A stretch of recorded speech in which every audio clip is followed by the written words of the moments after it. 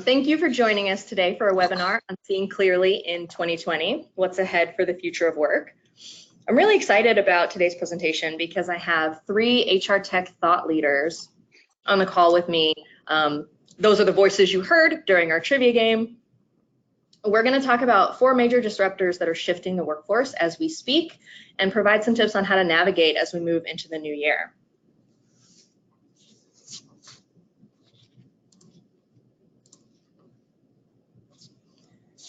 Again, I'd like to say thank you for being here. I know you could be doing 100 other things right now, and you're here with us, so I really appreciate it. I hope we can provide you with a chance to think, reflect, and plan ahead in spite of it being a really hectic time of year. My name is Brianna Harper, and I'm your webinar host. I'm also your resource for any questions you have about today's topic. I'll be taking questions throughout the presentation, so feel free to chat in anytime during our panel discussion. You'll also see a follow-up email from me after the presentation with today's slide deck and a link to the recording. If you'd like to get in touch after the presentation, please reach out. You can email me at bharper@outmatch.com or find me on social at OutmatchHCM.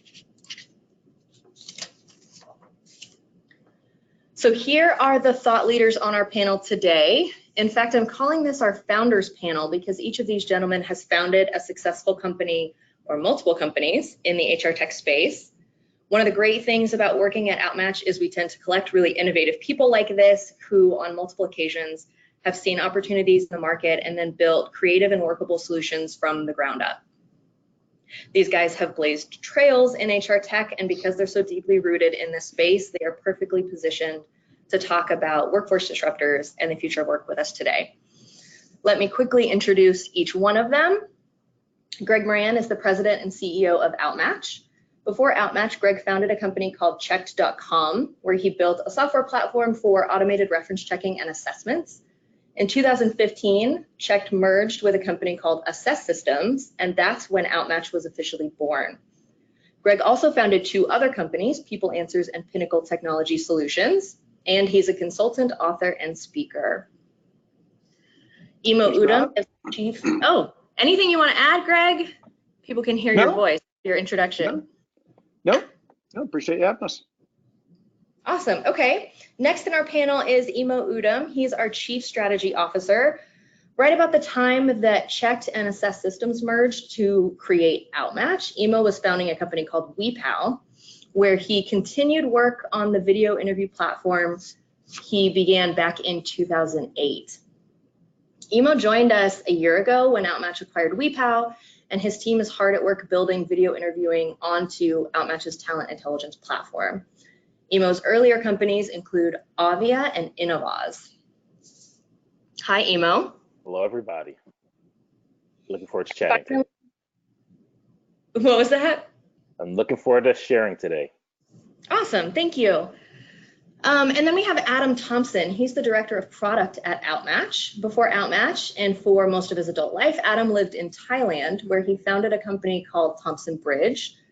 At Thompson Bridge, Adam created a technology called Eureka, which uses machine learning and natural language processing to match candidates with companies. Outmatch acquired the IP for this technology earlier in the year and brought Adam on board as well. Hi, Adam. Hi, and if there's anybody Thai, Sawadee Kap.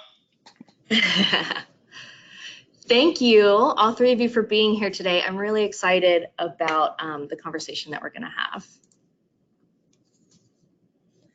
So before we dive into our panel discussion, I'd like to give you a sneak peek at some of the other topics we're going to cover in our Future of Work webinar series.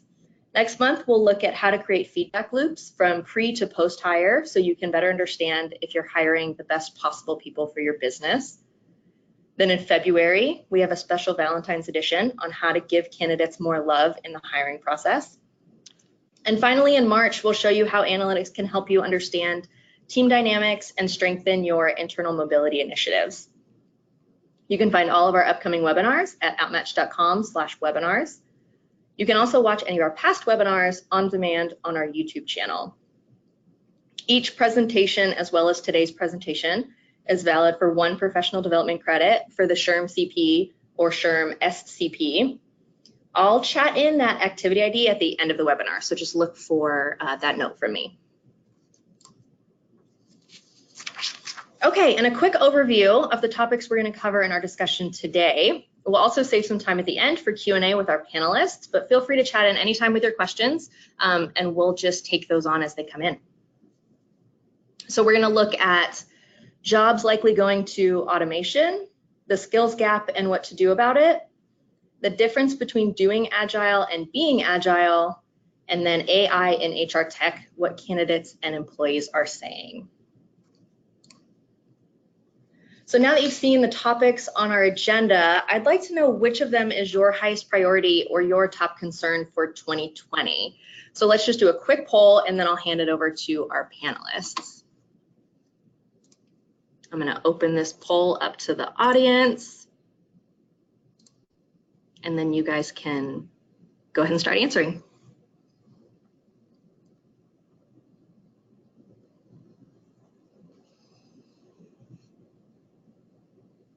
All right, I'm seeing lots of answers come in, and I will share this poll with everybody as soon as I close it out. But right now I'm seeing a lot of votes for the skills gap. That looks like the highest priority for most of you on the call today. All right, I'll go ahead and close that out and share the answers with everyone.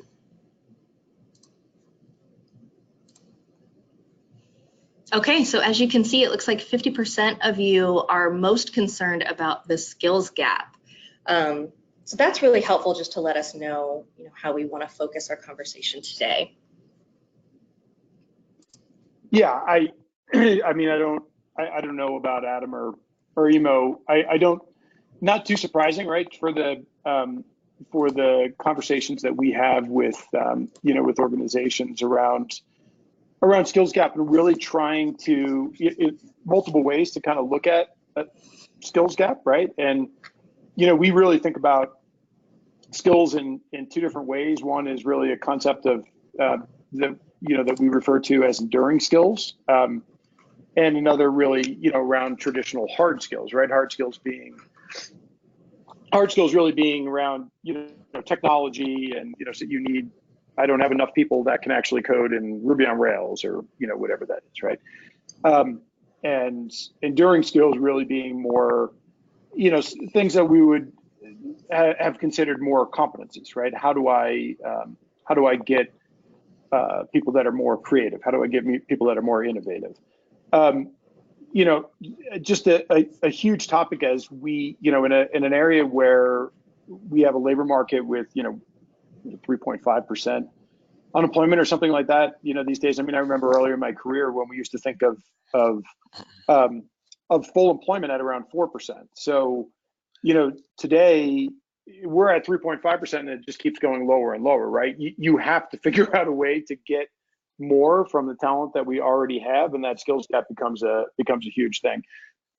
So I think no surprise that that's where most of our audience is. The one that actually is surprising to me, and I think my guess is if we look at this maybe a year or 2 years from now, option A about jobs going to automation will actually become a pretty large.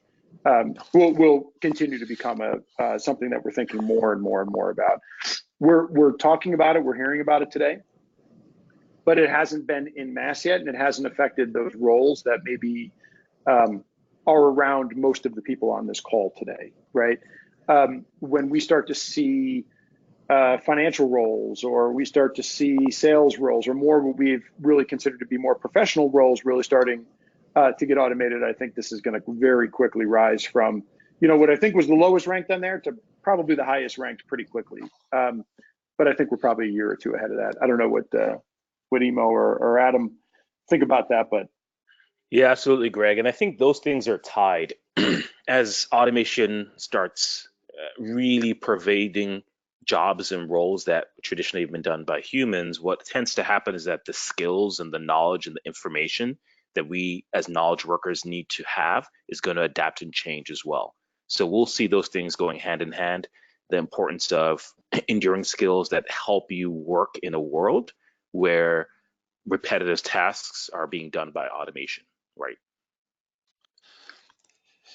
I agree largely. I think jobs going to automation is definitely going to be a big topic in the years to come. It's no longer a question of if that's going to happen. It's a when now. But I think we should also be thinking about what jobs are going to be augmented or changed because of automation. Not necessarily, they're not going to go away. Like radiologists are not going to go away, but that's probably going to be one of the positions that are highly augmented by AI. And then there's going to be a whole list of jobs that are created that we, are, going to find it difficult to predict what those might be today. And all of that ties back to skills gap. Yeah, absolutely. That's really good insight. I think it's a perfect segue into our first topic here, which is all about jobs likely going to automation. And it's no secret that jobs have always evolved and changed with technological advancement. But I think what we're seeing now is such a rapid rate of change that people are really starting to be concerned about job loss and future-proofing their workforce. So I've got a question here that I want to throw out to the panel. How do you view automation's impact on the workforce? And Adam, I think I'll throw this one to you. I know you were just talking about this, but is there anything that you want to add here? Well, I would just say I would not underestimate how big the impact is going to be. I mean, we're really at the start of a new industrial revolution. It's already being coined the fourth industrial revolution, and that's really AI and big data. If you look back at what our last industrial revolution was, it's really the start of computers and the information age. Think of how much that changed the way that people went from working on assembly lines to everybody now, you can't live your life without a computer. It's a monumental shift in the way that we live, the way that we work. A lot of jobs, of course, were destroyed that no longer existed after the computer age kind of came in, but it also created hundreds and hundreds of new types of jobs. So I would say, first of all, the impact is going to be enormous, and we're at the very, very beginnings of it. And I would just, again, kind of overemphasize, we should be thinking of some jobs are going to be augmented, some are going to be completely disrupted, and some are going to be created by this. So there's how I would start this conversation.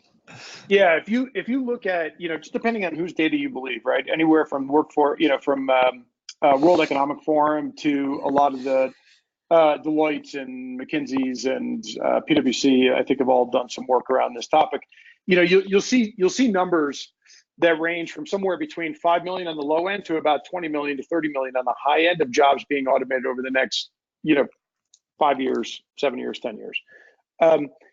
There are today, if you just look at the US alone, and I know we've got people on this call from all over the world, but if you just look at the US alone, right, there are about 100 million-ish workers in the United States today, right, in the US labor market.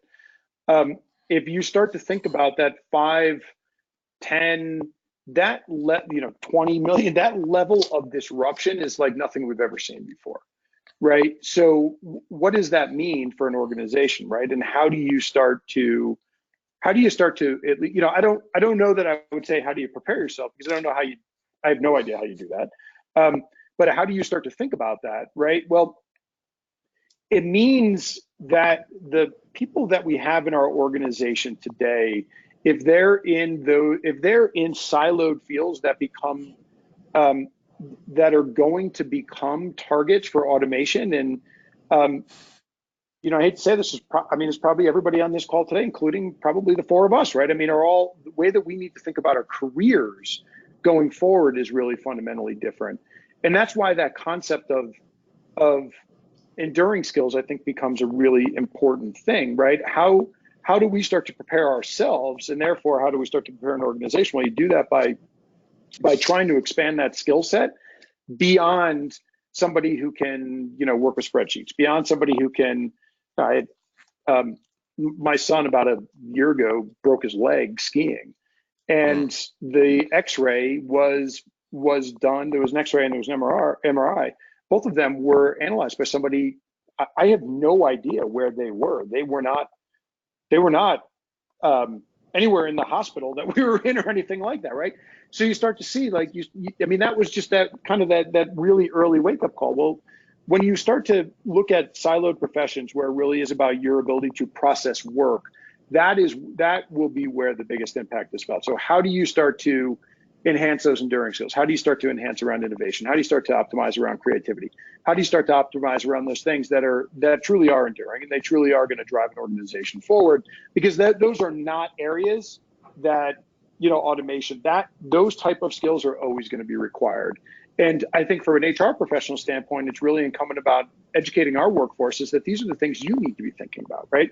And how do you start to enhance your career, both for ourselves individually and our organizations broadly? Yeah, it's interesting. I saw a theme in the skill sets of the jobs that are most likely more safe than others when it comes to automation, and it has to do with jobs that require a lot of empathy. So really relating well with people. Jobs like therapists or graphic designers or even nurses rank really high on that. Also, jobs that have a lot to do with creativity or critical thinking. So when you're not facing the same type of problem over and over again, but you're facing different types of situations on a regular basis, and it requires high critical thinking skills. Those were the 3 top skill sets that are really enduring skills that would lead you to become a little bit more safe in the future. And if we think about that, those 2 things that you said, as we look at the future, some of how we look at people's performance and rewards needs to shift, right? If we think about a lot of the old way of performance reviews or tracking success, it was really looking at things done, tasks accomplished. Well, in the world of automation, those tasks can be accomplished at a much larger scale, much faster. So when we think about having to make sure the work was prepared, we need to now encourage people to be creative, to innovate, to be empathetic, create experiences, because it's those experiences that are going to really help companies be more successful. Right? Look at the retail world. You have 2 dynamics happening. You have the rise of Amazon and everything's going digital, and online sales are being huge. But then you have people still having store footprints, but they've reimagined what that in-store experience looks like. So it's more about the experience than the getting the item you need, right? So we're seeing that shift. I think as HR, as we figure out how to encourage the workforce, reward the workforce, we're going to have to think a little bit differently. Yeah, it's definitely, this is not a political statement in any way at all, but it's definitely not a coincidence that this, I don't know if anybody's been watching the Democratic debates for the U.S. Presidential race, but this has been a topic at, I think, every single one of the debates. And a couple of the candidates are a little bit, more vocal about this than others. But, regardless of where you are on a political spectrum, just the fact that it has actually risen to that level of attention today, it really tells you about, I think where not only the U.S. is going, but where the global economy is really going. It's a huge area, and just going back to that poll, that's why, I think if we went back and we took a snapshot in 6 months, 12 months, you're just going to see that trend line just going up and up and up, because we're not feeling it yet in the way that I believe we really will be. Right? We hear it when we're dealing with trucking or certainly self-driving cars and impact on Uber and things like that, but we're not hearing it yet in the world that most of us work in on a daily basis, but we're going to. Yeah, I'd be really curious to know, Emo and Greg, what jobs do you think are going to be kind of first up for automation, and where we'll see the really big first wave of disruption? You mentioned, we've heard a lot about truck drivers. Did you guys, I don't know if you guys heard, but there was this story where the first self-driving truck drove 2,800 miles from California to Pennsylvania just in November, just last month, through snow, through cities, through traffic, completely self-driving. Do you think it's going to be truck driving, or do you think it'll be something else?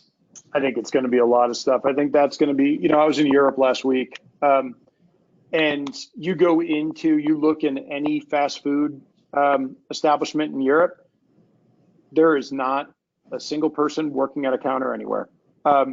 You go in, most checkout lanes in grocery stores and things like that in Europe are fully automated. It just hasn't quite made its way to the U.S. yet.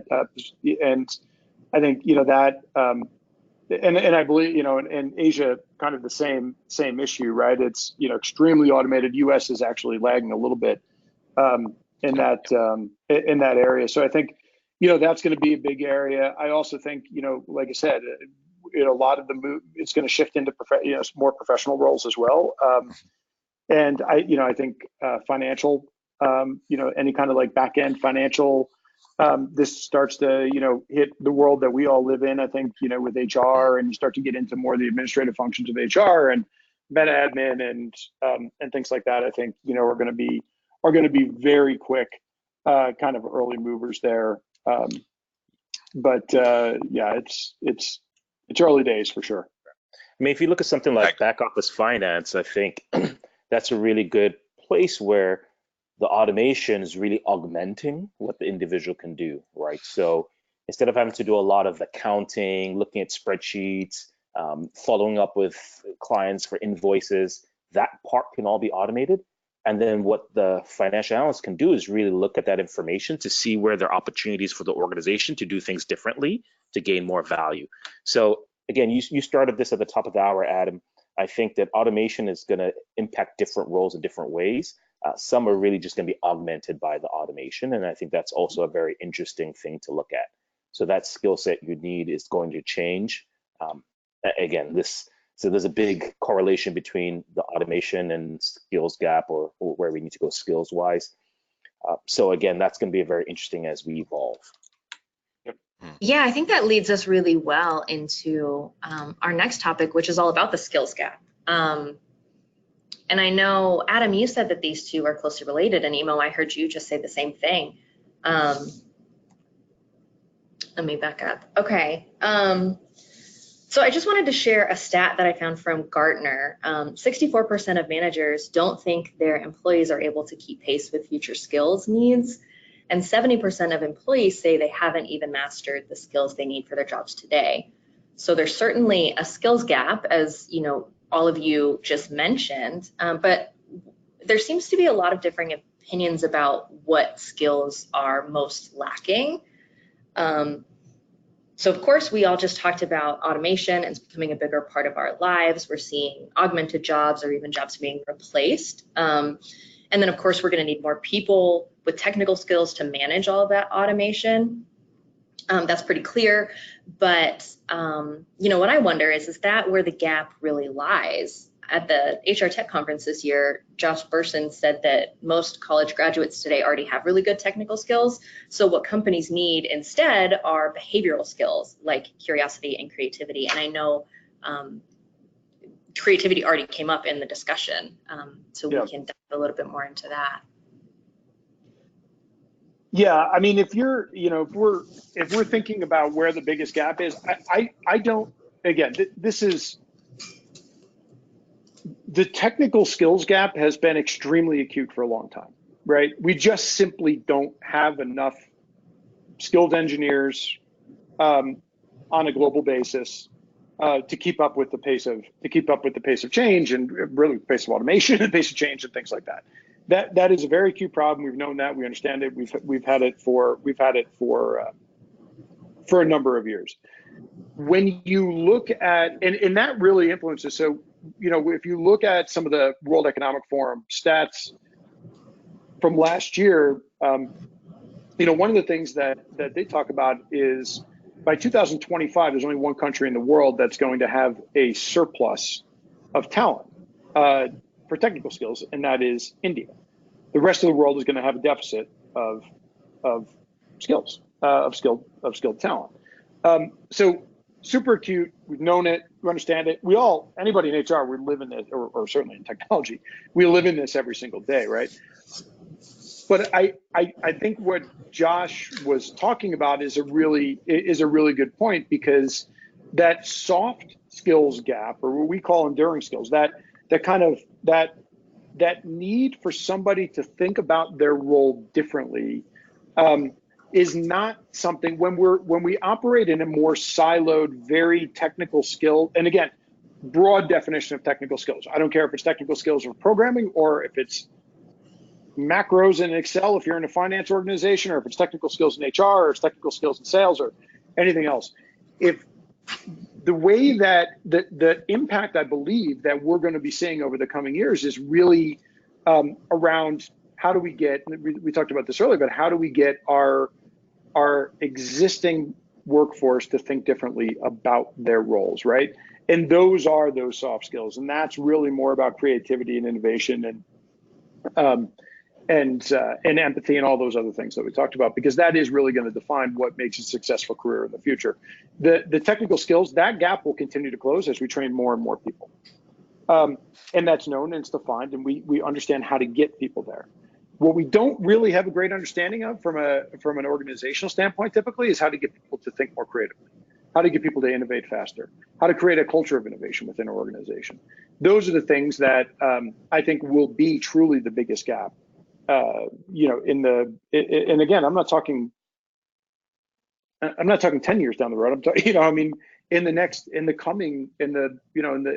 the very near future here, right? Because that's what's going to define competitiveness. And as we start to see more and more automated, the need for somebody to be able to think differently about their role is going to be absolutely key. So I think right now we really feel the technical skills gap. I think in the very near future, I think we're starting to feel that soft skills gap, and I think that's really going to be what is the major problem in the workforce going forward.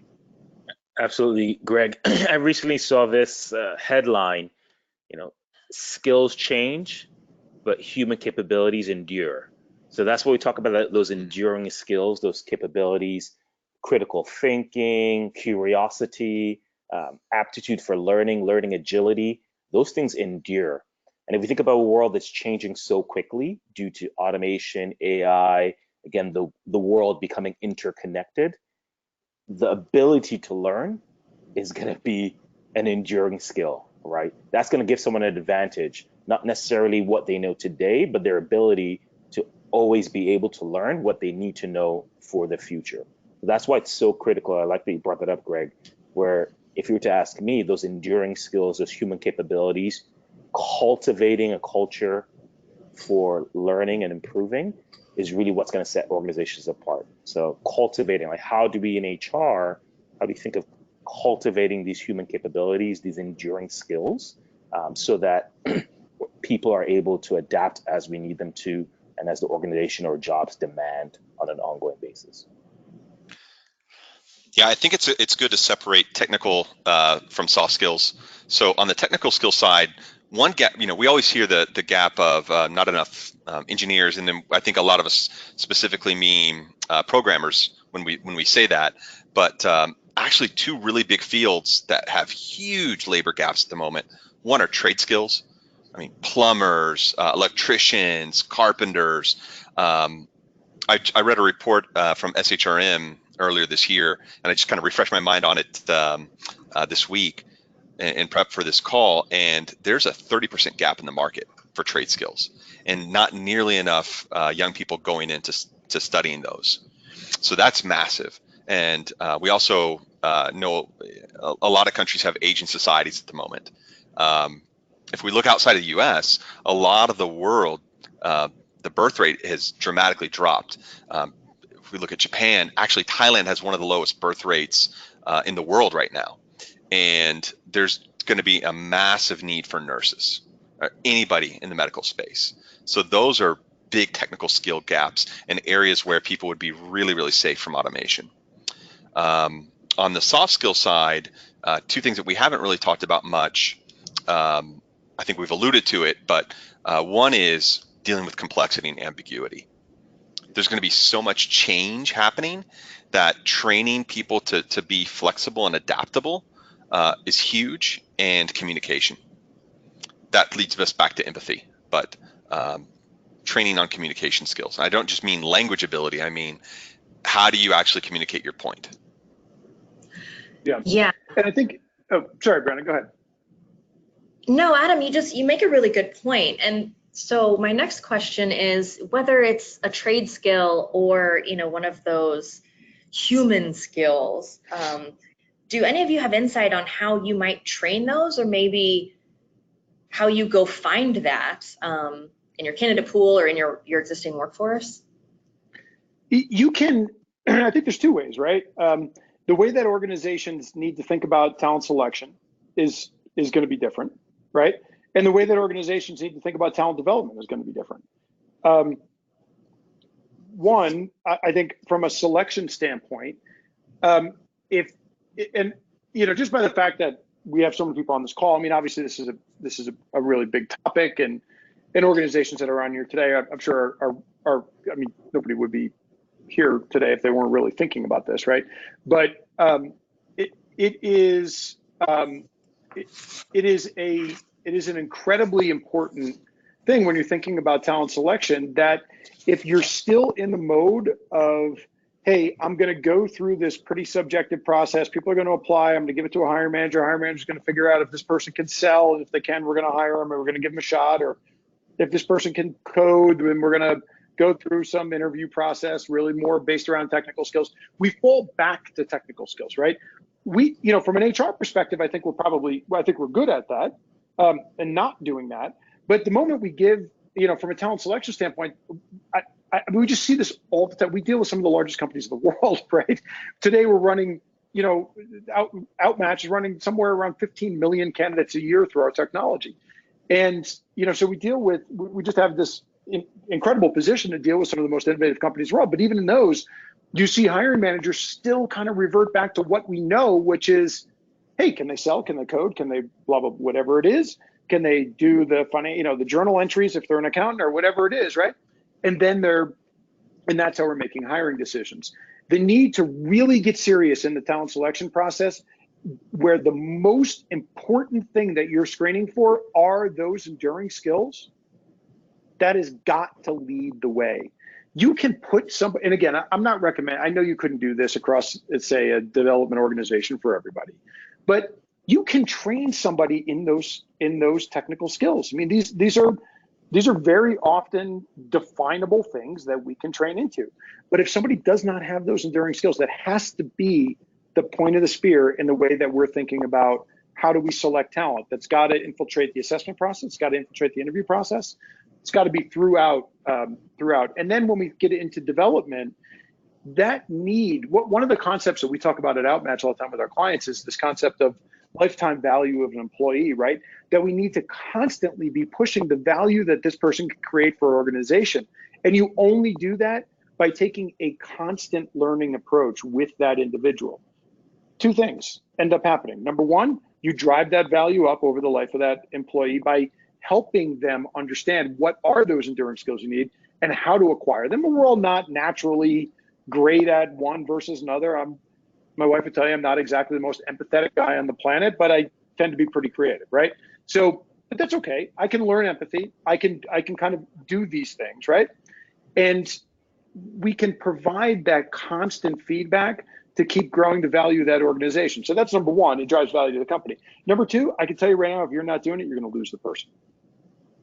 Quite simply, you're just going to lose the person, right? They're going to go somewhere else who's going to make that investment, because your candidates and your employees also understand what's happening in the workforce around them. You've got to make that continuous investment in constant learning to continue to drive the value that person can create. They want to create it, and your organization needs it. Correct. There's a study that person did last year. Excuse me. They surveyed 700 organizations and found out that the average employee only had 24 minutes a week. 24 minutes a week for formal learning. So something that HR can do is really encourage and reward continuous learning, right? So how do you encourage and reward continuous learning? Again, these kinds of rewards build habits, right? We need to be able to make sure that people understand that they should be taking the time to learn. Some of that needs to be self-directed. I think the traditional mindset, or in the past, a lot of individuals feel, teach me, teach me, teach me. I think we can also shift that mindset to how to enable you to learn, how to create opportunities for you to learn, and again, reward that learning so that it's reinforced within the individuals and the organizations as a whole. One of the things that's happening right now that I love, at different levels, I interact with different people within the Outmatch family. In our CTO's technical organization, they're reading a book to look at team structures, right? And one of the things he proposed is us in the product organization, why don't we read the same book? because our teams work very closely together. And if we're thinking about ways we can optimize and improve, it's good for us to be on the same page. So that was a self-directed, that was really great. On the product team, we're also looking at other information, but we have teams encouraging each other to go out, buy books, and learn on our own. And then we create meetings to actually discuss our learnings and our findings, and we putting them in practice in real time. So that's an example of creating a culture of continuous learning, but also I think tactically HR can try and reward those things on an ongoing basis. Here's a great, that stat is, I had actually never heard that before, about the 24 minutes of is the average amount of learning. Here's a great goal for everybody going into 2020. Like, really go hog wild with this, right? Like, go crazy with this and get a 300% improvement in learning across your organization. Just give people an hour a week. Like, I mean, it's a tiny piece of the time, right? And but you look at the the impact that could really have. And again, we're talking about totally unstructured stuff here, but there are obviously ways to really optimize this and really drive continuous learning. But that's pretty. I had never heard that number before. That's pretty incredible. I love what you guys are saying about learning culture, and even the learning philosophy kind of needs to shift within organizations. So that brings us to the topic of Agile, and this kind of self-driven learning is a key element of Agile. So I wanted to shift us over to this topic. Pulling another quick stat from Gartner here, 49% of HR leaders are unsure how to design the organization to be faster and more responsive. And that's really what we mean when we say Agile. I mean, that's why this has become such a hot topic lately. But understanding the Agile philosophy and adopting some Agile practices, that's really the first step in a much longer journey to becoming Agile. Truly being Agile requires not just changes in thinking, but changes in how your employees are managed and motivated and trained and hired. So I've got a question for the group here, and Emo is our head of product, or our chief strategy officer, but leading the product team here at Outmatch. So Emo, I'll throw this one over to you, since Agile is really a software development term and it comes from the software world. So what are some ways that HR can adopt some Agile practices or principles? Yeah, absolutely. So great question, Brianna. I believe that, again, in HR, a lot of the traditional thinking, what has historically been asked for from HR, is create control and alignment. It's been all about control and alignment. Here are the rules, make sure everyone's following the rules. Here are policies, make sure everyone's following the policies. And I think that naturally needs to shift. And leaders, I mean, if you're in an organization where your leader is still pushing that alone, I think you need to push back a little bit there. So I think HR should think about creating opportunities and focusing on speed and responsiveness. So again, we keep talking about the future of work, keep talking about automation, we talk about people needing to learn and be more agile as an organization. And HR can really adopt that by taking a different philosophy. Silicon Valley is known for this. Don't be afraid to fail. Maybe in some cases, take that to the nth level, but it doesn't have to be that far. But that concept of experimentation is what's really going to help HR be in more agile, not just talk about agility. So one of the big principles of Agile is launch something, test it out, experiment, get feedback, iterate, and improve, right? So if we think about that in an HR context, when trying to make a decision with little information, what tends to happen is we go research, go in a room, create a workflow map, nail it all down, and then roll out across the entire organization. That philosophy is not Agile. And that, you're putting way too much on the goal of getting this right and getting it out to everybody. What we should think a little bit more about is how do we quickly launch something, whether it's a project or initiative? How do we pull in a cross-functional team? So when these ideas come from the front lines, how do we pull in people from the front lines to help us do the initial thinking? And think about it, you launch something, it works, great, you scale it. So launch, it works, scale. Launch something, it doesn't work, no problem, iterate, right? It doesn't have to be right the first time. That's a culture shift and a mindset shift, creating an environment where it's okay to fail, right? Creating an environment where you want to experiment. But I think that's the key to HR agility, or an agile HR practice, or an agile workforce. Just building that muscle of experimentation, launching things, being okay to fail, iterating and improving as we go. If you look at Agile, and one of the things for everybody on this call, if you're not, you may have heard the term Agile before as it relates to software development. I would really encourage everybody on this call, if you've just kind of heard the term, but you're not exactly familiar with what it really means, go grab a book. Jump over to your local bookstore or Amazon and get a book. There's a million of them that explain the concepts.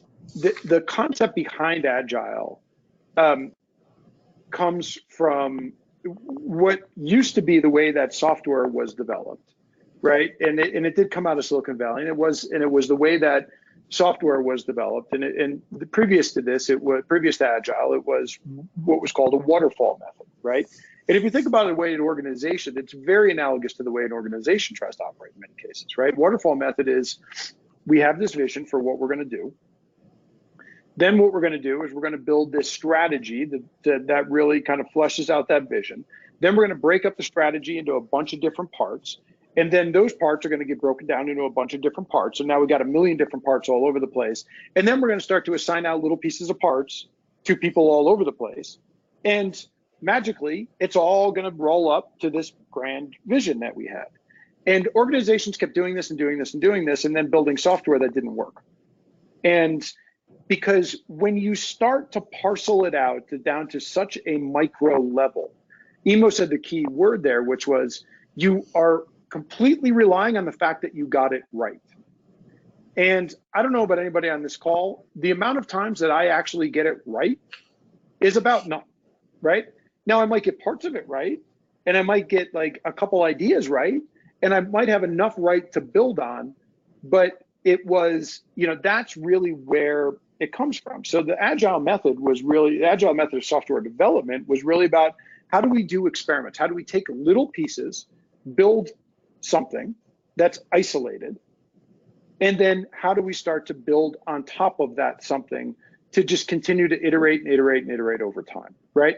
And you start to see today, and some of the most innovative startups in the Valley, and even in larger companies today, that method of thinking about software development has now really kind of permeated down into the way that companies operate, right? Instead of saying, hey, there's this, we obviously all have a vision for what we're trying to build, but then from that vision down to a series of experiments. How do we do something? And it doesn't have to be right.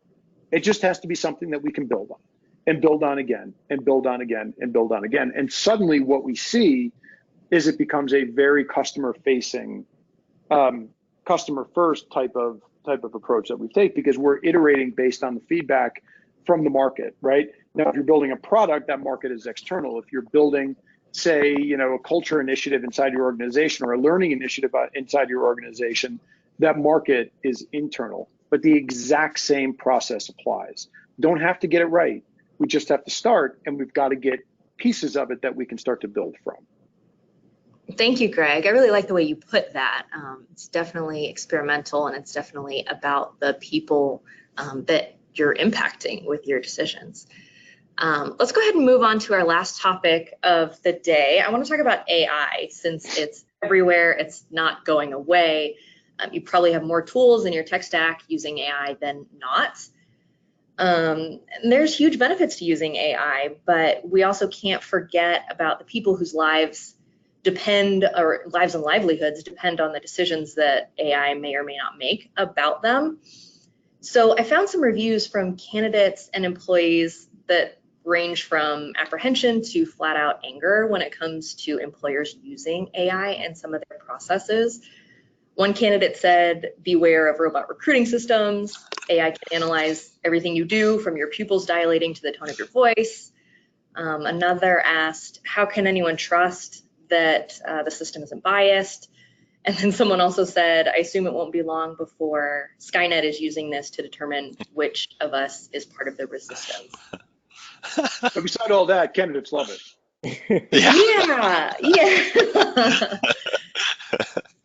So, Adam, I'll throw this one over to you. How can we use AI responsibly, or how can we ensure that we're using it responsibly when we do use it? And how can we help ease some of these candidate and employee concerns? Sure. I think if we just take a step back, all of us actually encounter AI every single day of our lives without even knowing it, um, or at least machine learning. If you've ever used Google Maps, that's machine learning. If you've used Grammarly to help you polish your emails, that's machine learning. That's AI actually. If you shop on Amazon, well, part of the way that they know how to stock their inventory is using AI. So AI touches your life every single day, in tons of different ways. Now, when it comes to you actually as a candidate applying for a new job, you don't want to think that a robot is making that decision. You want to think that a human is the one that's ultimately reviewing your CV, and you're going to eventually get in front of a human instead of a robot just making that call. I guess part of the way I think about it is, if you were going to go shopping at a grocery store and you picked something up out of the aisle and it had no ingredients on the back and it was a complete mystery on what's inside of this, you're going to be pretty apprehensive about buying that and eating that. Same thing kind of comes over to how a candidate would feel if they're encountering AI inside of your selection process. If it can't be explained to them how that AI is being used and what exactly it's looking at, well, it's almost like eating that mystery item off the grocery store shelf. Some use cases for AI can feel really, really creepy, and I think that's what some candidates are reacting to. Yeah, there's definitely AI that can read your facial expressions, look at your pupil dilation, how fast you're speaking, where your eyes are looking. All of that, I think a lot of us inherently get a bit of the heebie-jeebies. It's kind of creepy. There's other AI use cases that are more about augmenting a recruiter instead of replacing a recruiter.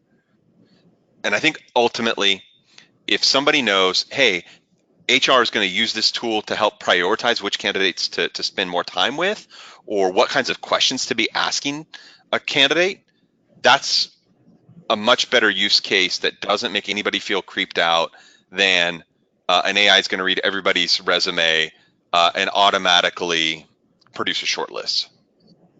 Hey, Adam, So yeah. You've done a lot of writing and speaking around that concept of like different types of AI, right? Like the black box method versus more transparent AI.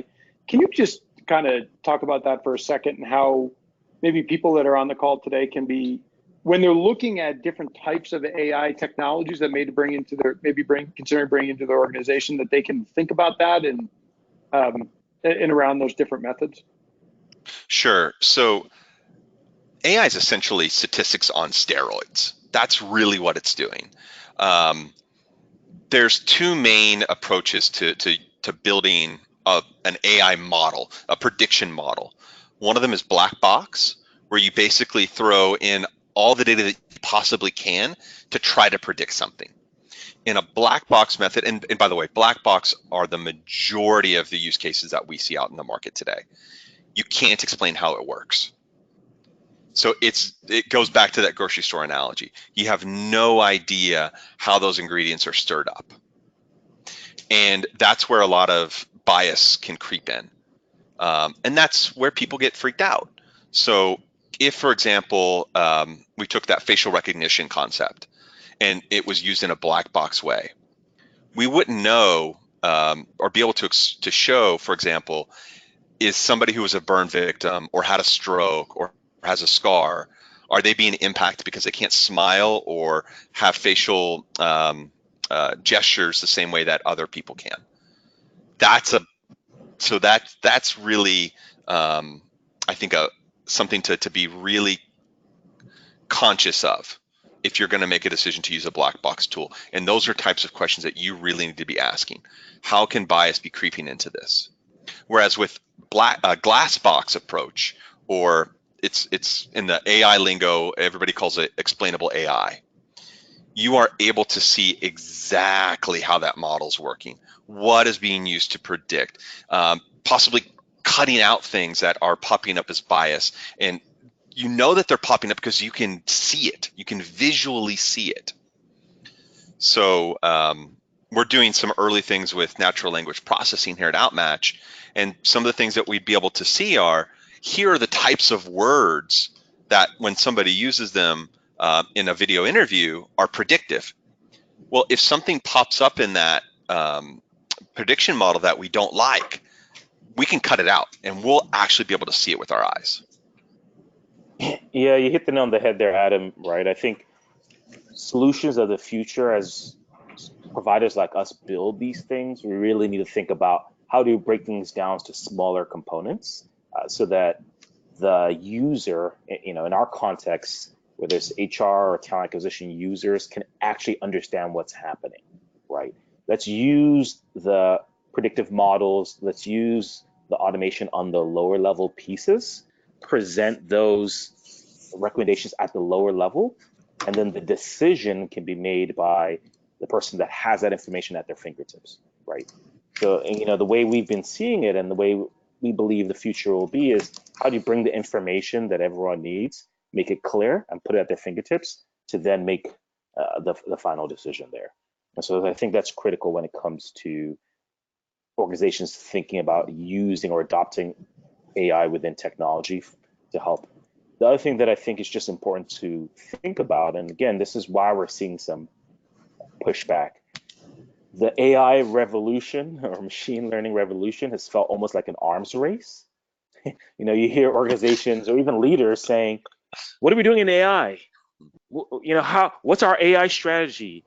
And I think that can be very challenging, especially when it filters down to different groups, where the focus is so much on the AI as opposed to the outcome you're trying to achieve, and then how potentially machine learning, natural language processing, robotic process automation is helping to achieve those outcomes.